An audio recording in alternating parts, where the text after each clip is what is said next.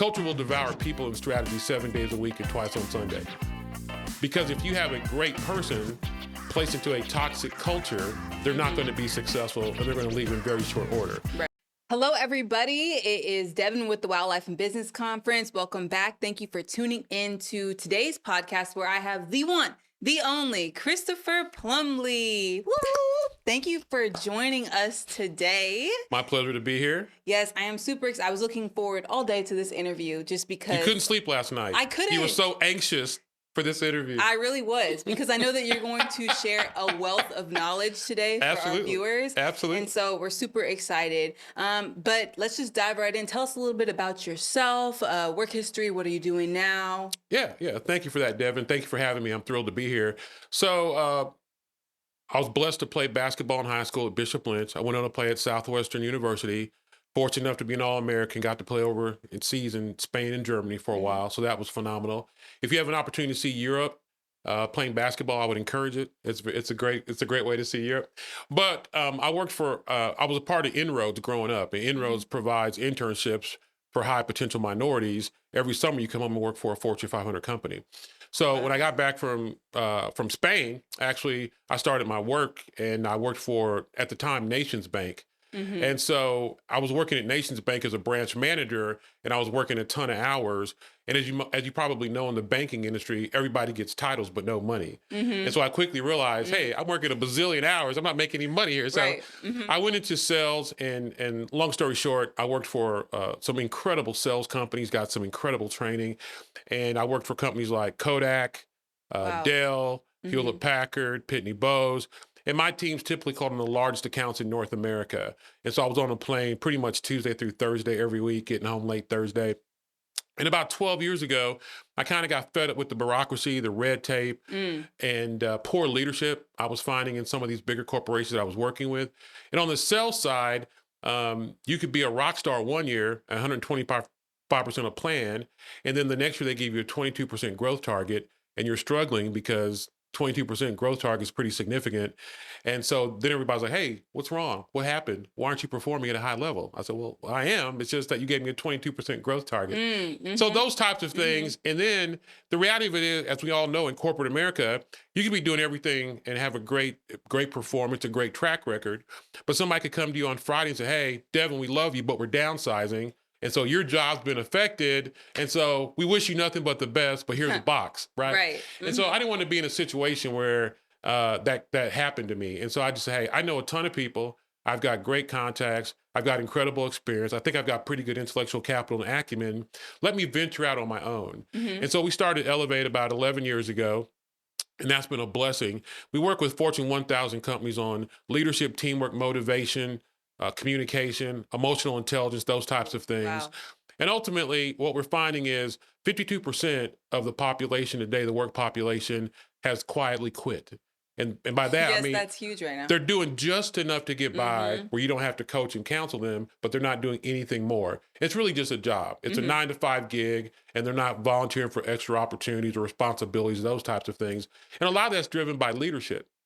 And so we work with these corporations to understand that a dynamic leader that is engaged, that has a high emotional intelligence, that really connects with their people on a one-to-one basis, they know them, they care about them and their families, you're going to have a very engaged workforce.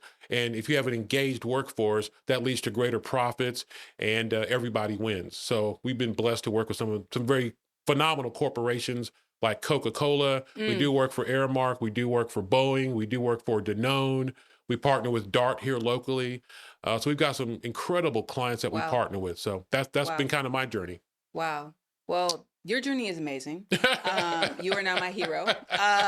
So with that being said, tell us a little bit about people who are watching. Some are small business owners, entrepreneurs, solopreneurs. Tell us some things that the Fortune 500, Fortune 1000 companies are doing that sometimes the entrepreneur, the small business owner doesn't really tap into. Give us 3 big tips for that kind of audience. I would honestly say the biggest thing is people development. Has been my experience. And so people say, oh, why do you only work with big corporations? Well, it's because when you start talking about the investment that it would take to have our team come in and partner with you to work with your leaders, either in a workshop environment or a one-on-one construct, that's not inexpensive. And so a lot of the smaller companies are like, oh my goodness, we're trying to figure out how to make payroll this Friday. Mm, We don't really have the dollars to invest in those types of things. So mhm. that's number one. Number two, I think the bigger corporations, from what I've experienced, seem to be more strategic and thinking more long term. And they have a Mhm. plan for not only this year, but the next 3 and 5 years. Yeah. And a lot of the smaller businesses are scrambling and just trying to survive, like I said, get to payroll this Mhm. Friday. So Mhm. they're not really thinking what's 3 or 5 years down the road. And the last thing I will say is a lot of times just finding world class talent can be difficult in some of the smaller companies because a lot of people just like the security of working for big corporations Yep. where they know they're going to have benefits, a 401k plan, those types of Mhm. things. And a lot of the smaller companies that we talked to early on, they just don't have the financial wherewithal to be able to provide some of those things to their employees today.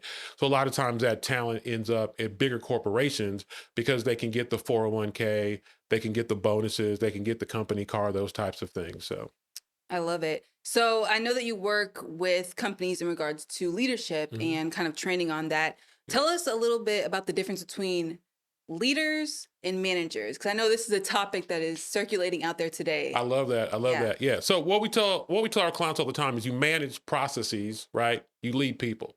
You Mm-hmm. manage processes, you lead people. I can hire a 24-year-old kid out of A&M to say, hey, when's this report going to be done? Mm-hmm. Or how are we making progress with this particular KPI or whatever the case may be? That's management. A lot of people can manage. Leading says, how do I get more out of my people, right?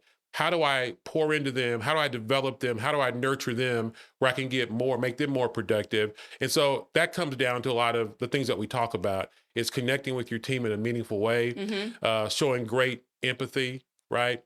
And then helping understanding where they want to be the next 18 to 24 months and trying to help them put a plan in place to get there and really support them in that endeavor. So leadership is much harder. What we see typically in corporate America is somebody's manufacturing widgets for 10 years. And Mm-hmm. so Susan will retire and they say, hey, Devin, congratulations. You're over the widget team now on Monday. You're like, I'm really good at manufacturing widgets. I don't know anything about leadership.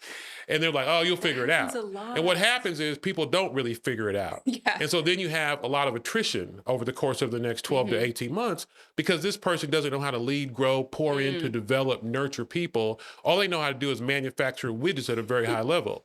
Mm-hmm. And so that's really the challenge that we're seeing in corporate America. We work with typically two type of clients. One is a leader's been in place for 1,000 years and they're doing stuff that was productive in 1984, but Yes. probably not so much today. Yes. Or new leaders who are like, I don't even know where to start, and so help us kind of grow and develop our skill set. So that's primarily where we spend the preponderance of our time. But the great thing for us is that irrespective of how long you've been leading, there's still some things that you can learn. There's still some things that you can refine. Mm-hmm. There's still some skill sets that you have to pick up. And the very best leaders that we work with, they're trying to get 1% better every day.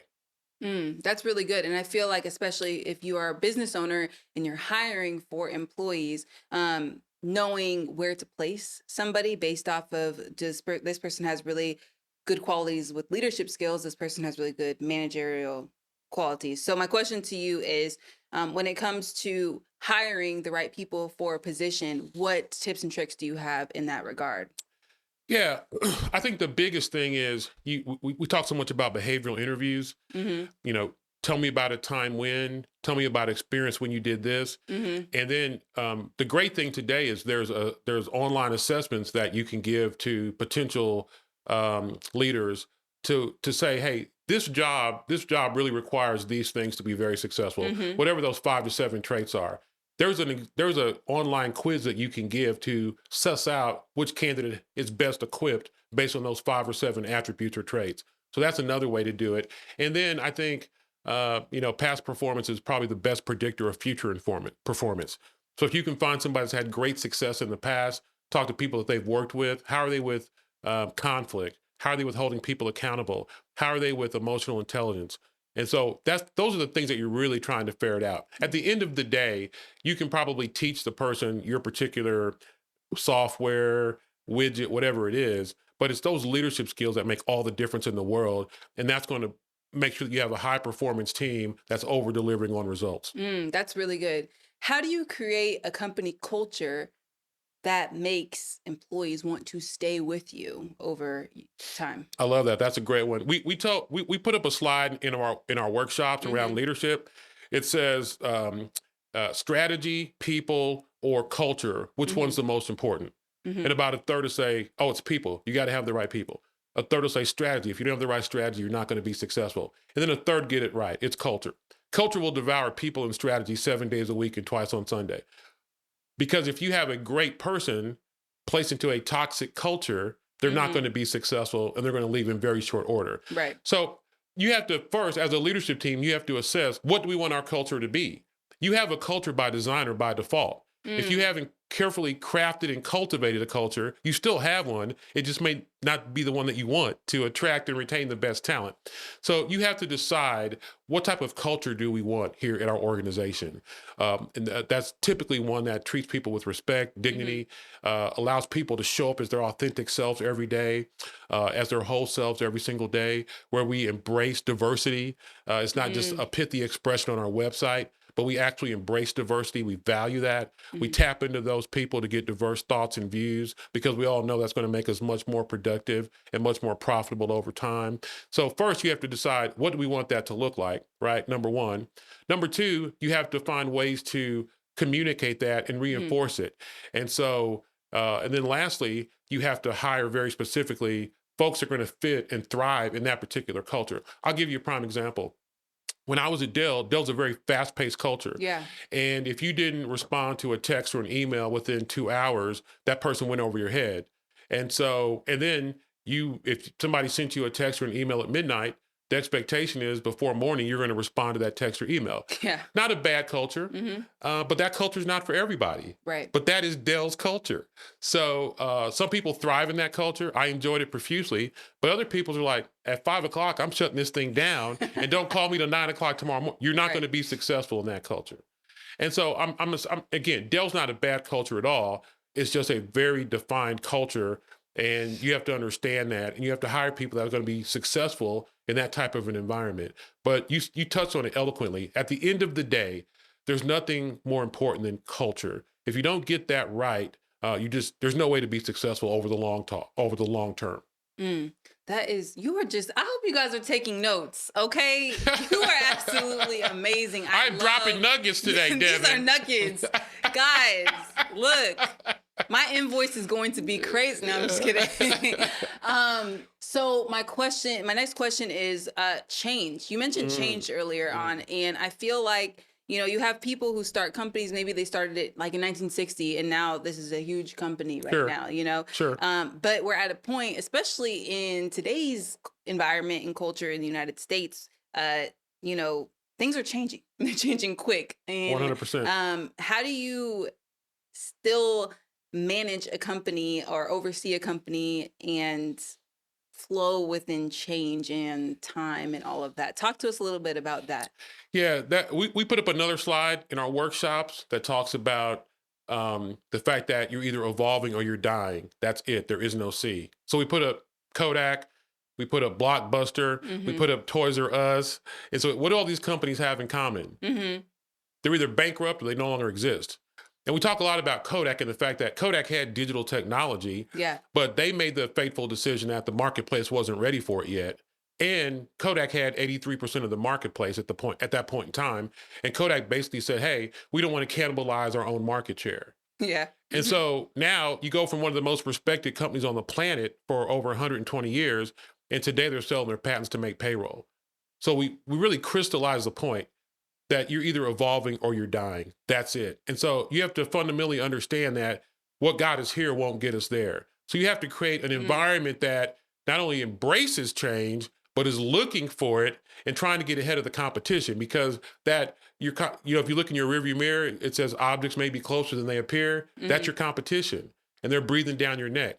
So if you're not constantly trying to innovate and come up with creative ideas and strategies to stay 2, 3, 4 steps ahead of your competition, and you want to solicit input from your clients as well, and understand what the competition is doing. So you really have to have somebody very mindful in a team that's executing on where we are today. That's typically the chief operating officer to make sure that we're executing on those tasks and KPIs in front of us right now. But your CEO really needs to be the visionary who's thinking not about today and this week, but about the next 3 to 5 years. And what are we doing to meet our clients in that space?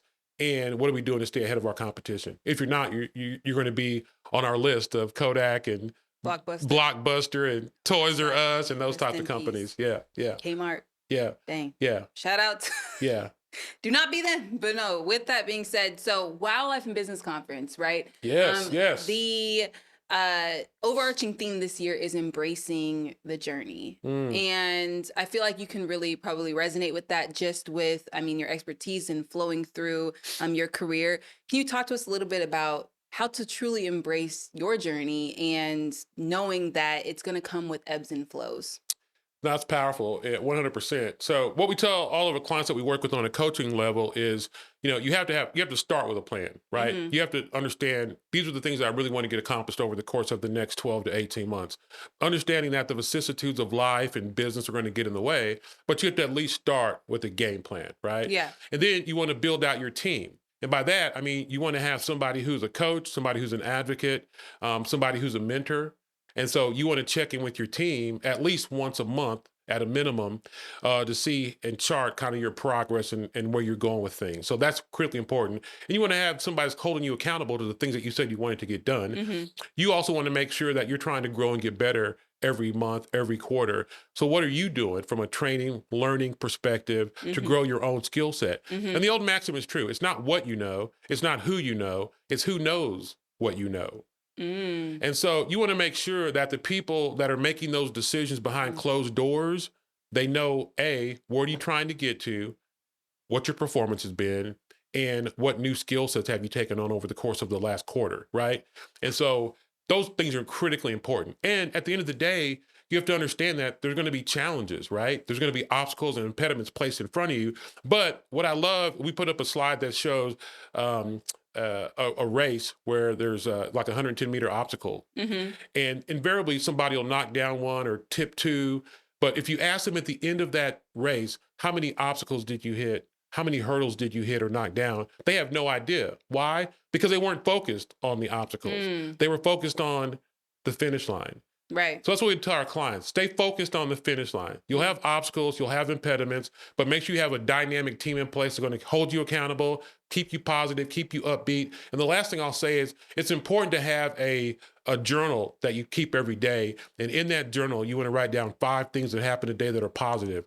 Because with the vicissitudes of life, it's easy to get down because this happened or that happened or whatever. But I promise you, irrespective of what happens today, there are some really positive things that happen today also. So we want you to focus and fixate on those positive things that happen to keep you buoyed and keep you uplifted for your journey. That is so good. I have one more question. Talk to me. So I know that among all the amazing things that you have done and who you also are a family man. I am. Tell us a little bit about the tips that you have for people who also are, maybe a wife or a husband, have children, but they're also chasing this dream, whether that be climbing the ladder in corporate America or, starting a small business or being an entrepreneur or a creative. How do you balance the two in a way that, well, really is just balance? And, tell me a little bit about that.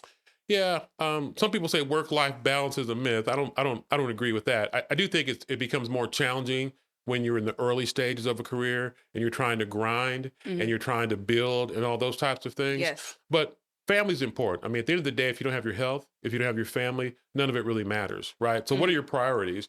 And you have to make time that even if you have to schedule it, you want to make time sure that you're blocking time with your family. So like for me, I work insane hours. I'm typically up till 1 o'clock every morning, which is probably not great long term, but I do make time that I shut it down around dinner time, and I'll spend that time with my beautiful wife of 25 years and my amazing son, and we just spend some quality time as a family, or we plan to get together and go to my son's basketball games, or we'll block time for date night on a Saturday. Every Saturday night we have date night. We go to church together as a family. So it's those critical moments that you have to find the time to make sure that you're really connecting with your family in a meaningful way. Because at the end of the day, if you don't have your health, if you don't have your family, none of the rest of the stuff truly matters, honestly.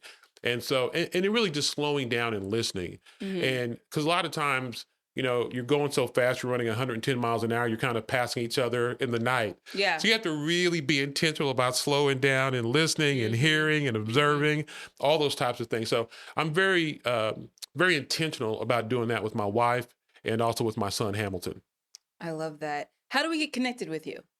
Anybody that wants to reach out, anybody that has some opportunities around leadership, teamwork, motivation, the best way to reach me is Christopher.Plumlee at ElevateStrategyInc.com. And somebody from my team will reach out to you the same day. We're hyper responsive.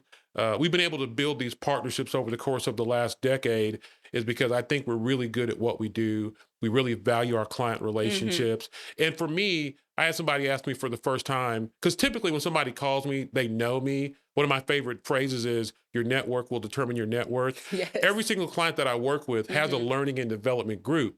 And that person will get asked, hey, why are you bringing in a third party? Are you aware of the fact that we have a learning and development group? And the response is, well, your team, God bless them, they're great, but they learned all this stuff in New York 6 months ago at a workshop that our company gave them. Christopher's done it for 25 years. He's Hmm. done it for 25 years at some of the biggest corporations on the planet. So he's not having to think, if you ask him a question about leadership, teamwork, motivation, emotional intelligence, what did my company teach me 6 months ago in New York during our training? He's tapping into a reservoir of 25 years, right? Right, right, right, And so right. there's literally nothing I haven't seen leading and managing and growing and developing high performance teams over the course of the last 25 years. I've seen it all. I've done it all. So it's just a different level of intellectual capital I'm bringing to the party. So we've been blessed. We've been fortunate. We've got some very incredible relationships, and we're obviously looking to grow in 2024. I am so excited to just continue to watch Elevate just dominate the market as far as the clientele that you guys have in Elevate, the wealth. dominate. Yes, Elevate branding. There we go. And just as far as the wealth of knowledge that you bring to the table, thank you so much for being a speaker this year at the WOW Conference and also being on the podcast. Guys, the WOW Conference is February 17th, okay, 12 to 7 p.m. here in Farmers Branch. Please get your ticket if you have not already, because if not, you're going to miss out on the wealth of knowledge that is going to be shared this year at the conference. Okay. If you like this video, please make sure to give it a thumbs up, comment some nuggets that you took away as well, and make sure to connect with Christopher here. Have a wonderful day, and thanks for tuning in. Bye.